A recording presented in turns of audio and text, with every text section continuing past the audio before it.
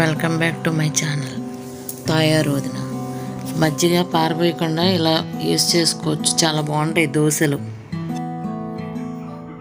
ఇప్పుడు వెన్నపోసి కొట్టుకున్న మజ్జిగ ఉంది కదా, ఈ మజ్జిగలో మనం రవ్వ దోశ కలుపుకుందాం.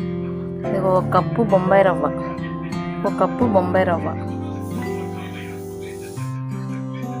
3 కప్పులు బియ్యపు పిండి వేసుకోవాలి.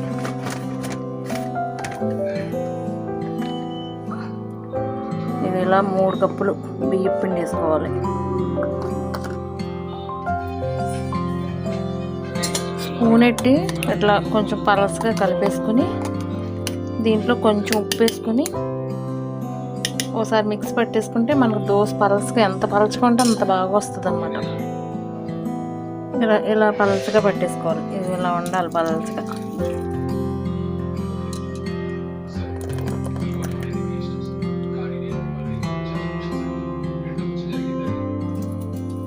పిండి ఇలా రెడీ చేసుకోవాలి. ఇదేమో క్యారెట్, కొత్తిమీర, జీలకర్ర, పచ్చిమిర్చి, ఇది ఉల్లిపాయ, మొత్తం ఇవన్నీ కలిపి చక్కగా పలచగా కలిపేసుకోవాలి. ఇలా పలసగా నీళ్ళల్లే ఉండాలన్నమాట. సాల్ట్ కూడా వేసుకోవాలి. నేను చెప్పడం మర్చిపోయాను, నేను వేసాను సాల్ట్. అంతే, ఇలా వేసుకుని ఒక గరిటెడు తీసుకుని లాట్ల పైన పెట్టుకుని ఫస్ట్ ఆయిల్ పోసుకోవాలి, లేకపోతే దోశ రాదనమాట.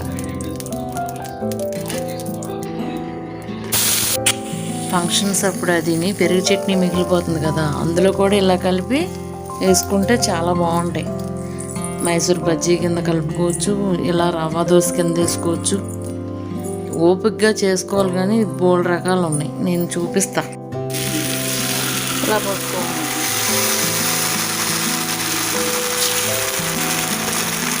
గట్టి పెట్టి ఏం తిప్పకూడదు.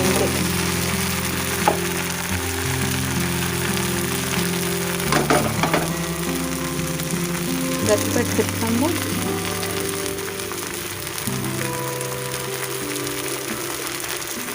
తర్వాత ఆయిల్ వేసుకొని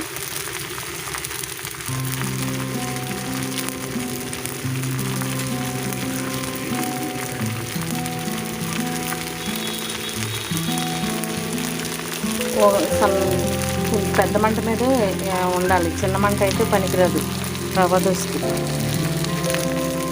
చపాకి ఇలా కన్నాలు పెట్టుకుని ఇలా వేసుకోవాలి. కారపొడి, కారం కలుపుకోవాలన్నమాట. పచ్చి కారమును కారపొడి ఇవి కలుపుకుని ఇలా పైన దింపుకోవాలి.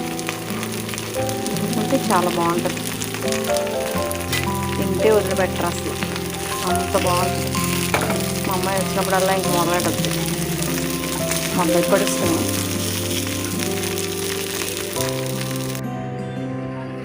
ఇంతే, దోశ రెడీ. పప్పుల చట్నీ దోశ. పప్పుల చట్నీ అంటే అర్థమైందా? పల్లీ చట్నీనే పప్పుల చట్నీ అంటాం మేము. చాలా బాగుంటుంది, తింటే వదిలిపెట్టరు. Please like, share, subscribe, support me.